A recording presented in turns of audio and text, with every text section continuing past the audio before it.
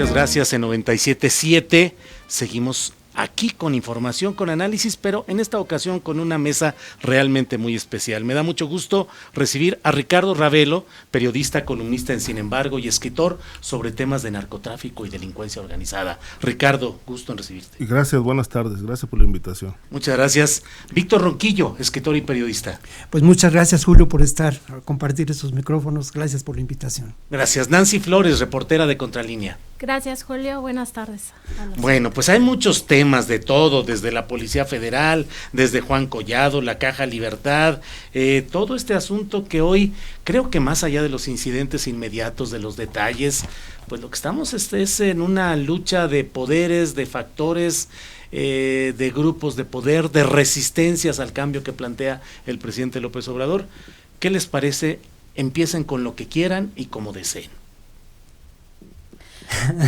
Pues el caso de Juan Collado yo creo que es muy relevante, sobre todo por el nivel político al que nos mete, ¿no?, en la dinámica que estamos llevando en este gobierno.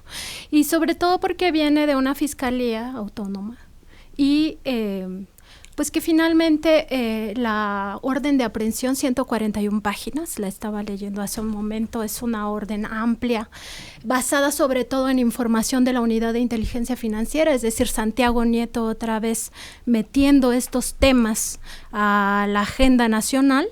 Y finalmente, pues Juan Collado, de quien es abogado, no solamente del petrolero, que se ha hablado mucho de Romero de Champs, sino sobre todo de los Salinas, ¿no? Fue el abogado de Carlos, fue el abogado de Raúl, está muy vinculado a Peña Nieto.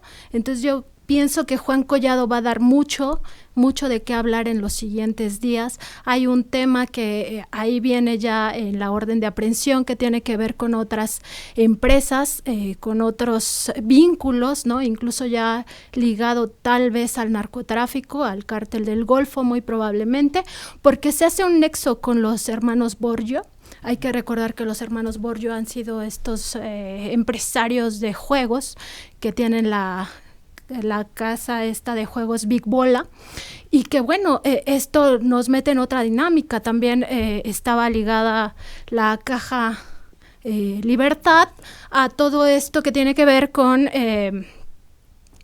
pues con las operaciones de oceanografía, ¿no? La Caja Libertad está muy ligada a las operaciones de oceanografía, que también estaba vinculada a una investigación que llevó por largo tiempo la PGR junto con los órganos de inteligencia sobre tráfico de combustibles. Entonces viene muy interesante este tema de Juan Collado. Toda una serie de factores, Renato Ravelo, concurrentes en este momento. Sí, mira, Juan Collado realmente pues tiene una larga historia como abogado postulante y siempre ha representado a personajes que han escrito o han protagonizado la historia negra de este país, ¿no? Mencionaba aquí la compañera a la familia Salinas, pero más atrás o en paralelo al caso, digamos, Raúl Salinas, él defendió a Mario Ruiz Massieu. Cuando fue detenido en Estados Unidos con maletas de dinero que presuntamente provenían del narcotráfico. Hay un misterio detrás de ese tema porque se suicida Mario Ruiz Massieu y el propio abogado Juan Collado en una carta da a conocer la muerte de su cliente, pero él mismo reconoce que nunca vio el cuerpo. Entonces, bueno, desde ahí yo creo que se ha tejido una larga historia de casos relevantes, oscuros, que no terminaron de aclararse, como tampoco el caso del asesinato de José Francisco, entre otros. Pero este golpe a mí me parece que da al centro en un caso de lavado de dinero y de delincuencia organizada, donde se está señalando que los propietarios de la Caja Libertad son los expresidentes Carlos Salinas, Peña Nieto, el gobernador actual de Querétaro, el representante del PAN en la Cámara de Senadores, y que estarían bajo la representación en calidad de testaferro por Juan Collado. Entonces me parece que es un caso relevantísimo que va a dar mucho de qué hablar todavía en las siguientes semanas, sobre todo porque la investigación, según se determinó ayer en la CEIDO, va a llevar 6 meses, sí, para indagar cuentas, triangulaciones donde, bueno, el primer punto que tiene que aclarar la FGR es de dónde provienen los recursos, ¿no? Porque hay un mundo de dinero aparentemente sin soporte, ¿no? Víctor Ronquillo. Bueno, yo creo que la gran pregunta es si existe o no la mafia del poder, ¿no? Y sin duda esto nos revela que existe la mafia del poder, que no hay ningún elemento que nos haga pensar que esta mafia no ha operado, como lo han señalado los colegas, a lo largo de muchos años, y que tiene que ver con la estructura del sistema político mexicano, lamentablemente una estructura vulnerada por la corrupción, donde las acciones políticas tenían como finalidad o tienen como finalidad el arreglo y la ganancia. Es una operación mafiosa. No hay duda de que Juan Collado, por estos vínculos que han mencionado los colegas, pertenece a esta mafia del poder. Yo no sé si fue una casualidad o no el que se dictara orden de aprehensión justamente en este contexto de la renuncia de Carlos Ursúa. Si nos encontráramos en otros tiempos y en otras acciones por parte del gobierno o de los gobiernos mexicanos, yo diría que no fue una coincidencia, que fue un distractor obvio. Demos el beneficio de la duda a esta acción, pero sin duda la repercusión política es fundamental, y me parece que más allá incluso de la cancelación de la construcción del aeropuerto internacional o el nuevo aeropuerto internacional de la Ciudad de México, es el primer golpe efectivo en donde el actual gobierno se confronta a ese sistema político mexicano que sin duda en los últimos años dio muestras claramente de operar de manera mafiosa, como lo han señalado los compañeros, ¿no? Nancy, pudiera parecer un quinazo, un golpe espectacular, una cortina de humo para disolver un poco todo el ruido que hubo respecto a la renuncia del secretario de Hacienda Carlos Ursúa, pero el mapa de la corrupción da para tanto que esto podría ser apenas el inicio de una larga investigación que podría involucrar pues a un abanico enorme de personajes, de empresas y de políticos. Sí, yo pienso que sí puede dar para mucho más, sobre todo si realmente estamos hablando de una fiscalía autónoma que va a entrar al fondo del asunto, porque hay aquí en esta orden de aprehensión cosas muy interesantes, como por ejemplo una acusación muy directa de que mucho dinero sale a España y Andorra, por ejemplo, ¿no? Entonces ya están diciendo ahí, ojo con esto. Ahora hay que recordar que Caja Libertad por mucho tiempo fue fiscalizada por la Comisión Nacional Bancaria y de Valores, por la Unidad de Inteligencia Financiera e incluso por el CISEN y la PGR, por supuesto. Y hasta ahora no habíamos visto una acción real en su contra. Antes, Martín Díaz, muy vinculado al exsecretario de Hacienda Francisco Gil Díaz, estuvo al frente de esta Caja Libertad. Hubieron muchísimas acusaciones de lavado de dinero, de fraude financiero, etcétera, y no habían procedido contra ella. Entonces, sí, en efecto es espectacular, ¿no? Al mismo tiempo genera mucha expectativa, porque finalmente sí, quién es Juan Collado y quiénes son los que están detrás de Juan Collado. Todo esto de los testaferros que mencionaba Ravelo, pues precisamente nos lleva a que si realmente van a entrar al fondo del asunto, si la Unidad de Inteligencia Financiera realmente tiene todos los hilos amarrados, como se está diciendo ahora que los tiene, pues vamos a tener que ver que caigan más cabezas. No es Juan Collado nada más. Claro, ahora Hugo Sergio Bustamante, que es el principal testigo que acusa que los dueños de la Caja Libertad son los expresidentes y otros políticos, y que esta caja usaba fondos para financiar campañas, como la del actual gobernador de Querétaro. Me parece que fue fiscalizada antes de que Juan Collado tomara, digamos, la presidencia del consejo de esa empresa, y es de ahí donde deriva la denuncia de Hugo Bustamante, en el sentido de que a él lo despojaron de acciones, y de ahí se desprende toda unas líneas de investigación que por mucho tiempo se mantuvieron paradas en la antigua PGR. Creo que hoy el presidente López Obrador decía que la investigación tenía 3 años, pero estaba archivada y que finalmente la reactivan. Ahora con esta primera orden de aprehensión, entre otras que seguramente se van a librar, contra el grupo que cometió el fraude, se habla de un fraude multimillonario a la luz de los temas también de lavado de dinero, presunto lavado de dinero.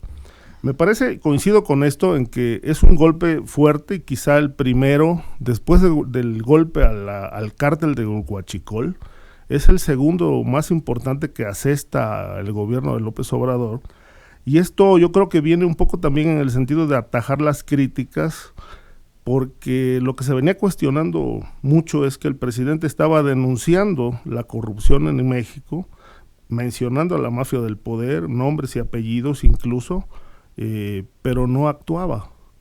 Es decir, cuando se le preguntaba en qué momento van a proceder contra los expresidentes, él decía, bueno, vamos a lanzar una consulta pública, pero todavía no hay fecha para ello. Entonces me parece que aquí el poder central, el poder presidencial, pues va respondiendo a esta demanda o a este cuestionamiento público de que de nada sirve denunciar la corrupción si no se actúa. Y creo que aquí hay un ejemplo claro de que sí se está actuando. Sí, a mí me parece que la gran pregunta es esa, ¿no? ¿Hasta dónde se puede llegar a llevar adelante esta investigación?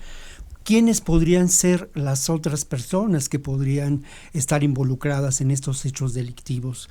No hace falta mucho para darse cuenta que esta investigación, de seguir adelante, llevaría a la caída de cabezas políticas muy importantes, a integrantes de este grupo que, por sus acciones, por su actuación, por su manera de relacionarse, por su intercambio de favores, pues es mafioso, ¿no? Y es una mafia que existe en México desde hace muchos años. La gran pregunta es esa. Yo insisto mucho, sí es, incluso bueno, el asunto del Huachicol sin duda golpea al crimen organizado, es un acto determinante de inicio del gobierno de Andrés Manuel López Obrador, pero este es el primer golpe en contra de los rivales políticos, con todo lo que ello puede significar. Tú lo decías bien, Julio, tenemos que leer más allá de lo evidente, incluso más allá de estos elementos que están insertos, que están escritos en la orden de aprehensión, y entender que también aquí se están dirimiendo cuestiones de confrontamiento entre dos visiones de México y dos visiones del ejercicio del poder político en nuestro país. Nancy, vi una gráfica de Contralínea en la que estaba relacionado todo la red de corrupción y de entendimientos entre Oceanografía, Caja Libertad, todo esto. La pregunta que te hago, Nancy, es: ¿López Obrador tendrá ya los hilos del poder verdaderos en cuanto a policías, ministerios públicos, fiscalía, la Policía Federal, todo esto, para realmente meterse a una confrontación seria y fuerte con esta mafia del poder, o aún no tiene ese control de lo que es la estructura real, de lo que es esos sótanos y esos espacios de actividad policíaca y de fuerzas militares? Pues no, yo creo que todavía le falta bastante, sobre todo en el tema judicial, incluso en el tema de el propio CNI, ¿no? O sea, el propio CNI, que es, digamos, la transformación del CISEN, toda esta inteligencia civil, ni siquiera ahí han podido hacer una limpia real, ¿no? Los 3,600 integrantes de este cuerpo, que ahora ya no hace espionaje, según el presidente, habrá que ver qué es lo que hacen entonces, pues no, o sea, ni siquiera esto que, digamos, le compete por ser de la federación, lo tiene amarrado. Entonces imaginemos ahora el sistema judicial tan corrupto, tan podrido como el que tenemos actualmente, y casos hay muchísimos, ¿no?, de cómo opera el Poder Judicial a través de sobornos, de prebendas, etcétera. Pero yo pienso que si se aventó ya la FGR con esta orden contra Collado, que en efecto nos tomó por sorpresa a muchos, yo creo que a la mayoría, por los nexos con el poder, porque venía además de una boda de su hija, toda lujosa, y con qué personajes, ¿no? Además, claro, incluso un ministro de la Corte estuvo ahí presente. Tres ministros, exacto, estuvieron ahí presentes. Eso nos habla de un personaje que tiene mucho peso político, y en ese sentido yo creo que si bien no tiene todo amarrado, porque en efecto hay muchas presiones todavía, la propia salida de Carlos Ursúa nos habla de presiones de la mafia del poder, más que las fricciones que se pudieran haber generado ahí al interior. Me parece que sí tienen una digamos que un trasfondo, es decir, no se van por la ligera, no es para que después salga y hagan el ridículo. No creo que sea el caso, yo más bien creo que sí van a empezar a profundizar, y con Juan Collado vienen muchos. Yo nada más recuerdo pues este refrán muy mexicano, ¿no? De que si ves las barbas de tu vecino cortar, pon las tuyas a remojar, y yo creo que muchos ya están pues en eso, buscando su propia defensa, sobre todo por esto que tú mencionabas, Julio, de cómo ha venido este esquema de corrupción ligado a Caja Libertad, cómo ha penetrado otros muchos negocios, y además, bueno, en el caso del robo de combustibles, no hemos visto todavía si lo van a vincular o no, pero recuerden que el propio presidente, cuando denunció todo lo del huachicol, como se le conoce popularmente, dijo, eran los de adentro, eran los grandes, los jefes grandes eran los que realmente robaban, no la gente que va por 1 o 2 o 3 bidones, ¿no? Es desde dentro. Ahora a mí me parece que sí hacía falta que una cabeza fuerte, grande, ¿no?, cayera en este contexto de la renuncia de Carlos Ursúa, ¿no? Y me parece también que no hay duda de que más allá de lo que pueda o no tener amarrado López Obrador, de la investigación, de la fiscalía, de la acción política, ahí sí, y ahí es donde creo que es determinante, pues no nuestra acción como periodistas, pero sí nuestra labor en términos del sentido que puede tener el ejercicio del periodismo hoy en día en este contexto histórico. Exijamos justicia, exijamos que vayan más allá, exijamos que se esclarezcan estos casos que ha mencionado Renato, ¿no? Hay mucha oscuridad, hay mucha tenebra en relación a todo esto, porque lamentablemente el sistema político mexicano funciona a partir de la corrupción. No sé si esto se transforme o no, pero nos toca a la sociedad en su conjunto exigir que se avance y se llegue a fondo en esta investigación. ¿De qué manera? Bueno, pues nuestra labor como periodistas será sin duda poner estos datos, estos elementos sobre la mesa, pero me parece que la exigencia tiene que ser social, ¿no? Ahora, yo no veo en la captura de Juan Collado una cabeza rodando. Yo veo un brazo de un presunto grupo criminal, pero una cabeza todavía no. Es decir, ayer, por ejemplo, hubo muchos periodistas que nos fuimos con la finta de que realmente habían detenido a Romero de Champs. Finalmente se aclara que no, pero creo que planteabas, ¿tiene o no el poder, los hilos del poder? Yo creo que todavía no los tiene. Es decir, el 1 de diciembre... López Obrador asumió la titularidad del Poder Ejecutivo, pero no el poder político en sí, ¿no? Todavía falta. Ahora, ya está tocando pues fibras muy sensibles de esta mafia, porque hay que plantear esto: si en realidad el actual gobierno va a enfocar sus acciones a un cambio de régimen, para que este cambio de poder no sea nada más una suerte de transición pactada, como se ha dicho, pues me parece que sí tiene que golpear la estructura de poder. La sociedad se lo está exigiendo. Es parte de lo que se está señalando, y con situaciones tan peculiares. Por ejemplo, pues esta protesta, Nancy, de la Policía Federal, centenares o miles de personas que usan armas en un acto de insubordinación. Eso como parte de todo este esquema. ¿Cómo viste lo de la Policía Federal? De rebeldía, ¿no? El asunto aquí yo pienso que es este cuerpo tan desprestigiado ante la sociedad, que nadie les cree, que por mucho tiempo han sido los represores de los movimientos sociales, que no tienen realmente un respaldo social, y que incluso ellos mismos no están como un cuerpo cohesionado, ¿no? Están más bien como pequeños grupos. Ahí ya se vio la mano de Calderón en algún momento. En fin, pareciera que hay muchísimos intereses más bien por desestabilizar lo que es la Guardia Nacional, más que por luchar incluso por sus propios derechos y derechos humanos y derechos laborales, etcétera.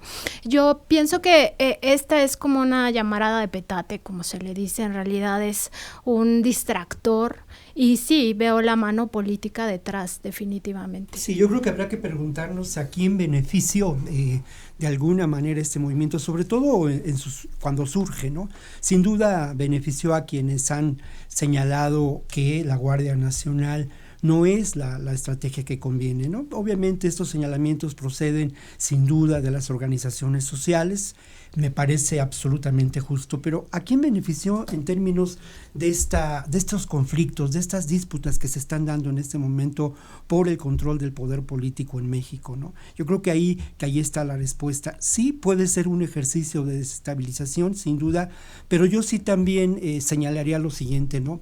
Me parece que es cierto, es muy fácil decir y obviar los derechos laborales de los policías federales. Es cierto que se han sido parte del cuerpo represor, pero esos derechos laborales tienen que ser garantizados y hubo una omisión por parte del actual gobierno en términos estrictamente de comunicación, como ha ocurrido en otros momentos, ¿no? Creo que han abierto flancos para esta desestabilización que, por otra parte, tienen que ver con oficio político elemental. O sea, tendrías que haber informado a la a la Policía Federal los términos de la nueva relación laboral. No se hizo. De hecho, la manera en que se apagó el fuego fue así. Creo que por ahí esto que menciono del oficio político tiene que ver mucho con estas disputas, con estos conflictos y con esas acciones que de momento dejan mucho que desear. Lo que también hay que reconocer del actual gobierno es que tiene la capacidad de rectificar. Esto es muy importante. Considero, Ricardo. Yo considero que de no haber una exhaustiva revisión de los expedientes de cada uno de los elementos de la Policía Federal, para que tengamos clara la radiografía de quién es cada uno de estos elementos, su entorno social, su entorno económico, sus exámenes toxicológicos, todos los exámenes que nos puedan garantizar la transparencia y la limpieza de la actuación que han tenido cada uno de estos elementos, no pueden tener un pase automático a la Guardia Nacional. Y esto realmente no ha sido enfático ni el secretario de Seguridad Pública, ni el presidente de la República. Es decir, hablan de una transferencia de elementos a la Guardia Nacional sin que de por medio haya una revisión exhaustiva, porque de ser así, un pase automático, pues nada más sería un cambio de nombre, ¿no? Policía Federal a Guardia Nacional. ¿Cuál es la diferencia? O sea, ¿qué es lo que marca la diferencia entre una y otra? Me parece que la diferencia sería la depuración. Nancy, y está el escenario también del asunto migratorio que se nos ha, entre este torbellino, de pronto cuántas cosas interesantes se van quedando fuera. Simplemente hoy las declaraciones de Javier Duarte de Ochoa ofreciéndose como testigo protegido virtualmente, delator de sus anteriores cómplices, el asunto de Baja California con esta extensión de 2 a 5 años que abre, a querer o no, la discusión sobre la posibilidad de extender cualquier tipo de periodo gubernamental, incluyendo al presidencial. En fin, muchos asuntos que están interesantes, pero en la migración, pues pareciera como que ya lo dejamos a un lado, como que ya no está en el horno informativo de lo inmediato, pero de que sigue ahí el conflicto. Y es un tema muy grave, un tema de derechos humanos ante todo, de que no debería de haber fronteras, ¿no? Así como no hay fronteras para el libre comercio y todo el mundo anda diciendo que el libre comercio tal, pues también para los seres humanos es un tema mundial y México, pues lamentablemente ya entramos nuevamente a esa política de coerción, ¿no? De no permitir el paso migrante que ya habíamos de alguna manera superado, pero hay que recordar que en el gobierno de Peña Nieto México tenía 3 fronteras, era el sur, el centro del país y el norte del país. Los migrantes mismos tuvieron que generar nuevas rutas muy peligrosas porque ya el cerco se había cerrado tanto que tenían cada vez que buscar rutas distintas. Ahora, también hay que ver aquí el papel del crimen organizado en el tema migratorio, que ha sido históricamente como quien detiene a la migración, ¿no? Todo esto que pasaba con los Zetas, con el tren, ¿no? Muchos migrantes macheteados, asesinados, etcétera. San Fernando ya lo sabemos. era parte de esa política al final gubernamental, porque el crimen no tendría esta capacidad de estar agrediendo a los migrantes si hubiera un respeto a los derechos de estas personas que tienen que salir de sus países huyendo no solamente de la miseria, estamos hablando que ellos huyen también de la violencia. En todos estos países de Centroamérica, El Salvador sobre todo, pues hay una violencia terrible. Muchos niños que vienen no acompañados finalmente son los que sufren más, ¿no? También las mujeres, ¿no? Toda esta parte de la violencia sexual, de otro tipo de violencias que vienen sufriendo en todo el camino. Y México no había podido ser un paso tranquilo, un paso que les permitiera prácticamente tener esos derechos. El punto es que en México se cometían las peores violaciones de derechos humanos y estamos otra vez regresando a ese tema. A mí me preocupa mucho porque todas estas redadas nos llevan a la misma violencia, a todo lo que ellos ya padecían de por sí en el pasado y que ahora con un componente militar, la Guardia Nacional ya haciendo este trabajo sucio de Estados Unidos. Ahí está el gran tema, ¿no? Lamentablemente se ha militarizado la frontera sur de este país de manera dramática, ¿no? Las garantías, los derechos de las personas son violados todos los días en diferentes instancias, y eso hay que decirlo. Y también hay que decir que el papel del actual gobierno mexicano en este tema es deplorable. Se han ajustado a una política impuesta por el gobierno de Estados Unidos, encabezado por Donald Trump. Es muy vergonzoso que Donald Trump aplauda estas acciones. Y ahí están los hechos, ahí están los números. Yo quisiera mencionar también un elemento que es muy importante y que también no se analiza con detalle, ¿no? La inviabilidad para la vida en los países de Guatemala, de El Salvador y de Honduras. Una inviabilidad que pasa por el derecho fundamental de cualquier Estado a garantizar una vida digna para las personas.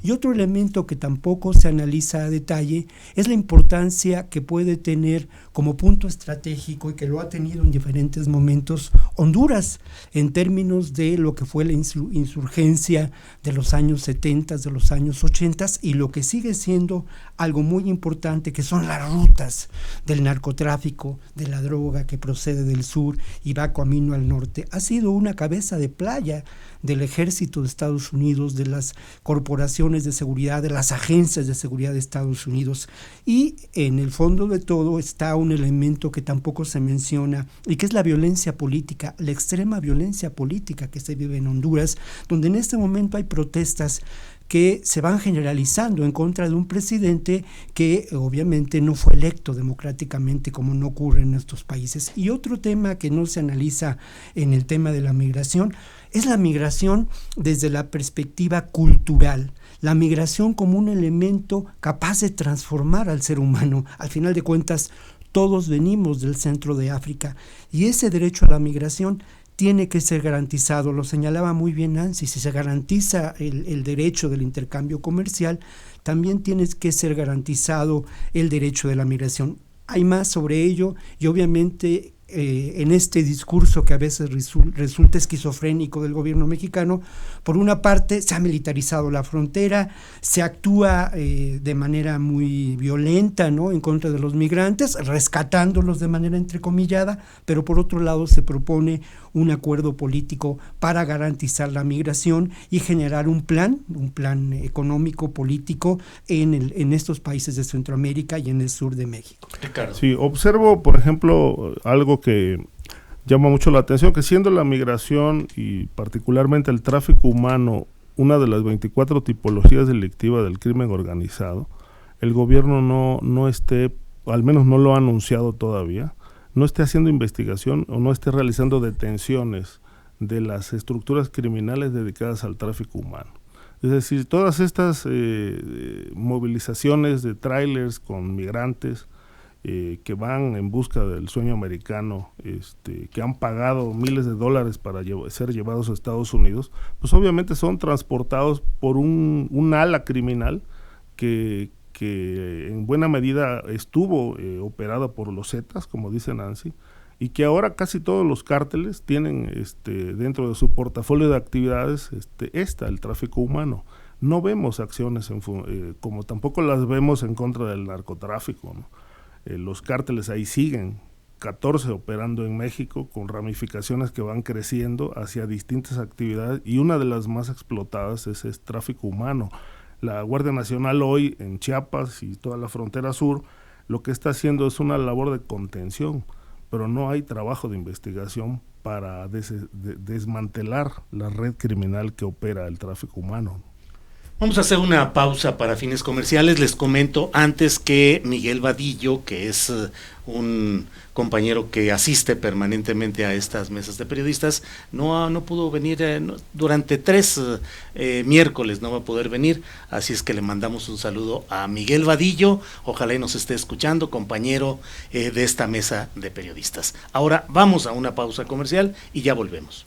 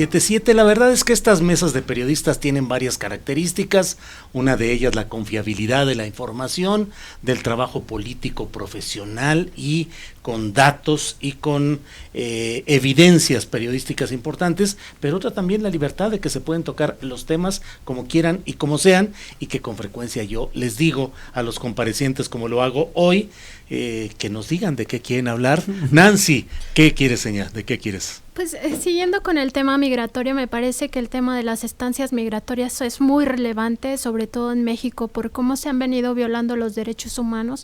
Hace poco se murió una niña en una de estas estancias. Ha habido también casos de violaciones sexuales a adolescentes, separación de familias en estas, además de que los tratan como prisioneros. A mí me parece muy grave que México como Estado siga violando los derechos humanos de los migrantes una vez que los detiene, porque finalmente ellos no están violando las leyes mexicanas, ellos no son delincuentes, ellos están aquí por un tema de que no traen papeles migratorios, que no es regular justificar su paso por México, pero esto no es un delito en México y no deberá de ser un delito en ninguna parte del mundo.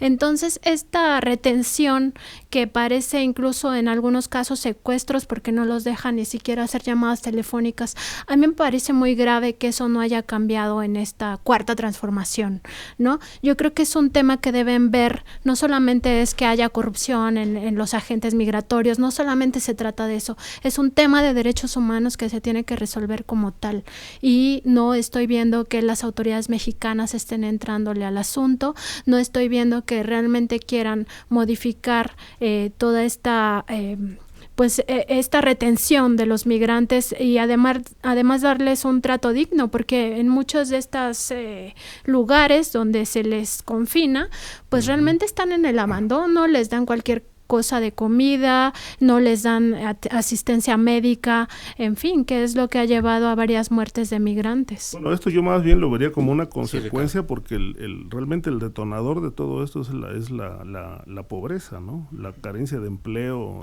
la miseria en la que viven estos países de Centroamérica, incluido el México, porque México aporta un grueso importante de personas que van a Estados Unidos no por aventura, sino por necesidad. Y esto lo ha reconocido el presidente, es decir, la frontera sur ha sido una puerta abierta, ¿no? Es decir, por ahí cruza todo. Quienes hemos estado ahí en esos puntos, pues vemos que cruza la gente con lo que sea, armas, drogas, sin que nadie les pida un documento, sin que nadie les diga a dónde vas, etcétera, ¿no? Es paso libre, es tierra de nadie. Pero bueno, lo que sí es que toda esta migración sale de esos países, de Honduras, de El Salvador, etcétera, de Guatemala incluso, porque no tienen en sus territorios condiciones. Y esto creo que es lo que se planteó ahora en las reuniones de negociación, ahora que Trump pidió frenar la migración. Bueno, el planteamiento central del grupo mexicano fue: hay que invertir en la frontera sur, hay que crear condiciones, hay que generar empleo, porque esto es una cortina que va a frenar en buena medida la migración. Por lo menos ya no será por necesidad, será por otras razones, ¿no? Claro. Aunque no solamente es una cuestión estrictamente económica, ¿no? Es decir, la solución planteada por el gobierno mexicano, propuesta a los más altos niveles de reunión política en el mundo, es una solución estrictamente económica. Tiene que contemplarse una solución política, una auténtica democratización de estos países. Yo lo mencionaba en un principio cuando entramos a este tema, ¿no? En estos países no está garantizada la vida. El Estado no garantiza la vida, no hay viabilidad para la vida. O sea, en México tenemos una crisis terrible, brutal, económica, pero la vida de algún modo para grandes sectores de nuestra población está garantizada. En Honduras, por ejemplo, la vida no está garantizada por razones de violencia política y obviamente por razones de hambre, no de extrema pobreza, de hambre. Esa es la realidad. Y ojo, yo creo que el gobierno mexicano actual, al inicio de su gestión, planteó una posibilidad distinta y tuvo una acción política en términos migratorios que a mí me pareció de reconocer esto como un fenómeno social que tiene muchas aristas. Abrió la frontera mexicana. Lamentablemente, en esta realidad geopolítica, pues bueno, la exigencia por parte del actual gobierno de Estados Unidos fue transformar esta política y exigió al gobierno mexicano que se cerraran las fronteras y exigió la militarización de las fronteras. La actuación de la Guardia Nacional fue la primera. Eso es francamente lamentable y me parece que también hay que decirlo, ¿no? Al final de cuentas, sí, por compromisos contraídos por el Estado mexicano en diferentes gobiernos, el gobierno mexicano tuvo poca acción política en términos de esta realidad. Por la dependencia económica creciente que vivimos con Estados Unidos, también tuvo poca capacidad de acción política. Lamentablemente, y esto es muy doloroso, México se convirtió, que ya lo había sido en anteriores gobiernos, por supuesto, pero se convirtió en la border patrol del sur, y el territorio nacional en buena medida se convirtió lamentablemente en este espacio donde se encuentran los migrantes y sufren, como lo mencionaba Nancy, extremas violaciones a sus derechos humanos en distintos lugares, lo mismo en el sur que en el norte. Sí, pero también hay un punto, es decir, ¿por qué Estados Unidos no le ha invertido a esos países? Porque en el fondo tampoco le conviene resolverla, ¿no? El problema, ellos se nutren también de una migración, de la mano de obra barata. La crisis es negocio, la crisis es negocio y te proporciona un dominio político. Yo insisto mucho en esto.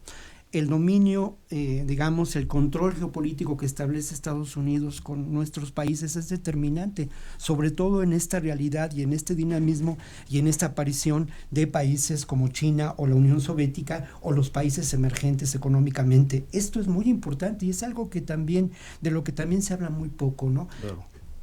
Nancy, sí. Y en el tema de la porosidad, yo sí veo también que, aunque en el pasado, porque ahora ya no tenemos Agenda Nacional de Riesgos, se veía como una de las 10 amenazas más graves a la seguridad nacional, la porosidad de las fronteras. En realidad, como decía Ricardo, no se quiere resolver el tema, porque por ahí pasan no solamente personas, pasan droga, pasa armas, pasa todo lo que es el negocio, y el negocio, hay que recordarlo, es muy, muy lucrativo, y todo eso a nadie le interesa resolver, no solamente en Estados Unidos o en México o en los países de Centroamérica, sino en el mundo. La economía subterránea es muy importante para el capitalismo, y eso es lo que no se quiere atacar, y eso es lo que no se va a atacar. Por eso las fronteras siguen siendo porosas de Estados Unidos hacia México, porque hay que recordar de dónde vienen las armas, de dónde se repatria el dinero.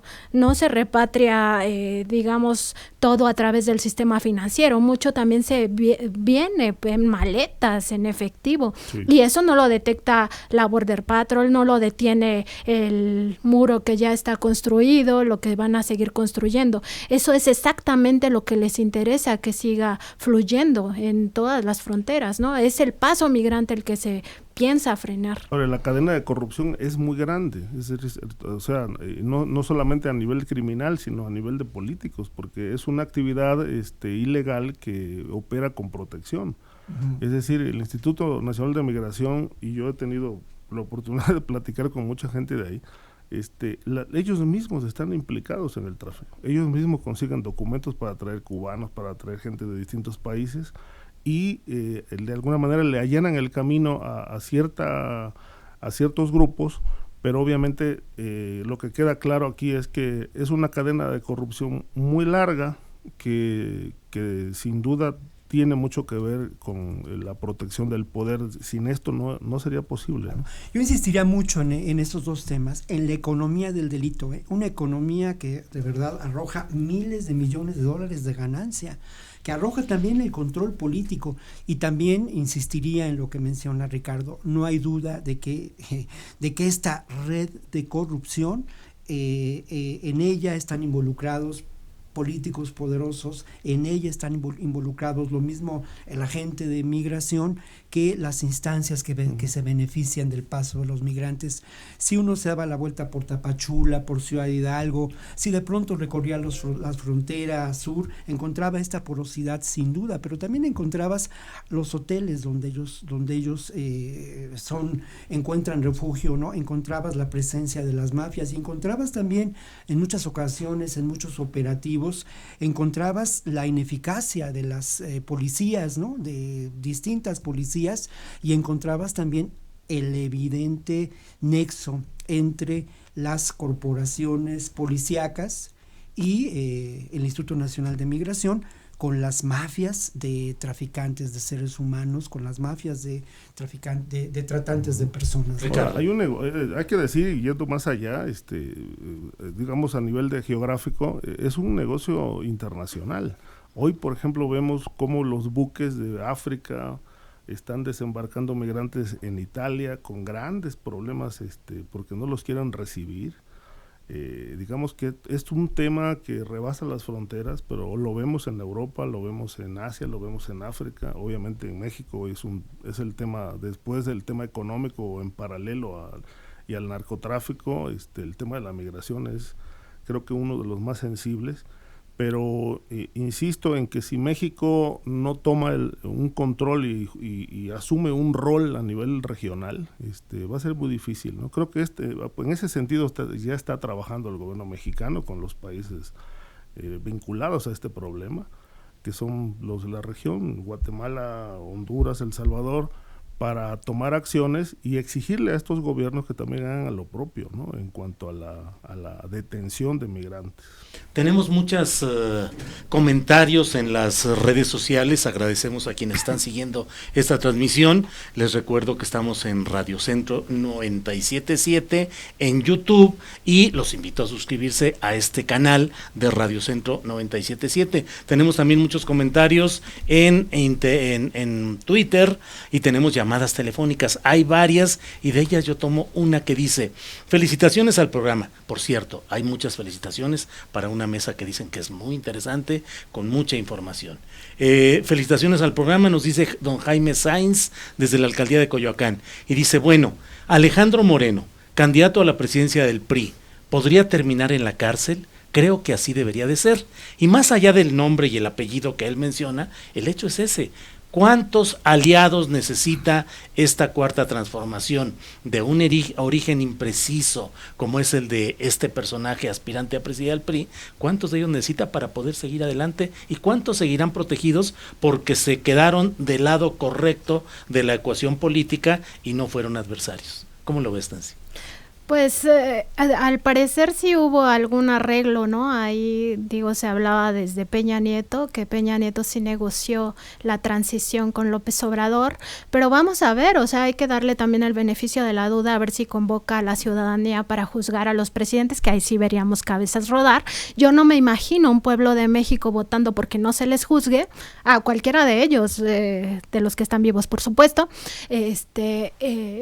pero vamos a ver hasta dónde realmente quieren combatir esto. También el presidente yo creo que ha dicho muy enfáticamente que no es su función estar mirando al pasado, porque eso nos metería en un rollo ahí todo de desgaste político, de desgaste social, pero yo creo que sí es necesario. México viene de años con mucho saqueo, con muchas violaciones a derechos humanos, con muchas perversidades, ¿no? Todo este grupo que se le llama la mafia del poder, que pareciera que es solo retórica, pero no, en realidad existe, en realidad ha saqueado a este país y la gente necesita justicia. Claro. Y yo creo que en ese sentido el presidente en algún momento va a tener que citar a los ciudadanos a esa consulta para que se juzgue a los expresidentes y por ahí empezar, pero sin duda también necesita los acuerdos políticos con el PRI, con el PAN, con toda la oposición. Yo creo que ese punto es interesantísimo porque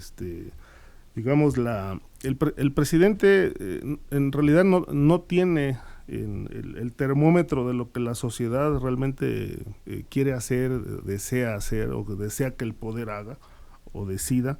Es decir, yo creo que es clave la consulta. Es decir, si hoy se lanza la consulta ciudadana para determinar si la sociedad quiere que se llamen a cuentas a los expresidentes, yo diría que la mayoría diría adelante, ¿no? Ahora, yo creo que a lo mejor el presidente está midiendo también sus tiempos, ¿no? Es decir, este no es el momento, ¿no? Seguramente. ¿Por qué? Porque no tiene todos los hilos, porque sabe que todavía ese monstruo llamado mafia del poder, su estructura, todavía está ahí, todavía late, todavía vive. Es decir, el cambio no se ha dado del todo. Ahí está la corrupción todavía operando. El hecho que él diga que ya no hay corrupción, pues no es cierto. La corrupción desde mi punto de vista, es una acción mecánica del poder que opera todos los días y en todos lados, y que para combatirla pues va a requerir pues mucho tiempo, atacar, actuar, aplicar la ley, para que de alguna manera también esto se vaya frenando, ¿no? Informan que activan la alerta amarilla en toda la Ciudad de México, en las 16 alcaldías, por caída de granizo esta tarde. Pero bueno, estos son asuntos relativamente menores frente a todo lo que estamos hablando. Claro. No estamos en los 5 minutos finales. Sí. Hay una tormenta. Por favor, Víctor Roquillo. Sí, y más que granizo. Claro, y más que granizo. Yo creo que esa tormenta por venir, y que me parece que hacia allá va el momento político, tiene que ver con eso, con una verdadera transformación del sistema político mexicano. Es decir, una cosa es la gestión y la acción política y otra cosa son los arreglos políticos. La gestión y la acción política, así es la política y así son los acuerdos. Los arreglos políticos dejan mucho que desear. A mí me parece que si este gobierno se propone una auténtica transformación de este país, tiene que generar una transformación radical del sistema político mexicano. En ese sentido, no caben esas alianzas mafiosas que mencionamos, ¿no? Bueno, esto va a implicar una revolución, porque bueno, esto tampoco, digo, es una decisión central, tiene que ir acompañada de muchísimas acciones. Yo creo que la transformación de una estructura de poder y un régimen no se hace en 6 años, ¿no? En 6 años se van a sentar las bases de un cambio que quizá venga en el futuro inmediato. Es decir, venimos de más de 70 años de PRI, 2 sexenios panistas fatídicos. Hay muchos temas todavía que se tienen que someter, que tienen que resolverse. El tema del crimen organizado, insisto, no es un problema que nada más esté afuera. Es decir, algo que ha faltado combatir es el crimen organizado en la estructura de poder que heredó el presidente López Obrador. Nos quedan 3 minutitos. Nancy, les pido a los 3 una respuesta rápida. Nancy, ¿crees que entramos ya a la etapa de la turbulencia política fuerte, donde López Obrador va de veras a apretar ya cada vez más, o crees que todavía no es el momento? Pues esperemos que sí ya sea el momento. Digo, ayer fue un día ajetreado informativamente, ¿no? Y yo pienso que depara que así van a seguir los días. O sea, yo esperaría que el gobierno sí genere situaciones de justicia para una sociedad tan golpeada como la mexicana por tantos años. Víctor, por favor. Yo pienso lo mismo, ¿no? Yo pienso que si este gobierno realmente apuesta por una transformación, tiene que enfrentar los riesgos, las consecuencias y tiene que ir más allá de las buenas intenciones. El neoliberalismo no se acaba por decreto y mucho menos la corrupción. Ricardo. Yo creo que lo tiene que hacer por sobrevivencia política. Es decir, si el presidente no da resultados en esa materia, pues va a tener un costo político a mediano o largo plazo, ¿no? Pero creo que tiene que actuar y tiene que hacer justicia, aplicar la ley y encarcelar a esto que él siempre ha denunciado, mafia del poder. ¿Contenta como periodista en este tramo, Nancy? Pues más bien trabajando mucho, ¿no? Con el periodismo que tenemos que hacer todos los días, trabajando un poco en contra también con algunas cuestiones del propio gobierno, de la propia Cuarta Transformación, que no entiende mucho cuál es el papel de los periodistas, pero pues ahí vamos. Víctor Ronquillo, ¿contento? Bueno, yo creo que estoy contento porque al final de cuentas dice un proverbio chino que nos dé la fortuna de vivir en tiempos dinámicos, intensos, y los periodistas disfrutamos esta intensidad sin duda, pero también preocupado porque al final de cuentas sí me parece que hay espacios de la gestión política de este gobierno que dejan mucho que desear en este lema fundamental de la campaña, donde se mencionaba que lo primero eran los pobres, ¿no? Entonces, con muchas dudas. Ahora sí te toca cerrar, sí. Ricardo. Bueno, yo en lo personal sí, estoy contento, hay mucho material informativo, muchas historias que contar, y como diría en algún momento don Julio Scherer, cuando a este país le va mal o medio mal, a los periodistas nos va muy bien. Bueno, pues esperemos que ya nos vaya a nosotros mal para que al país le vaya bien. Muchas gracias por su atención, muchas gracias por esta participación.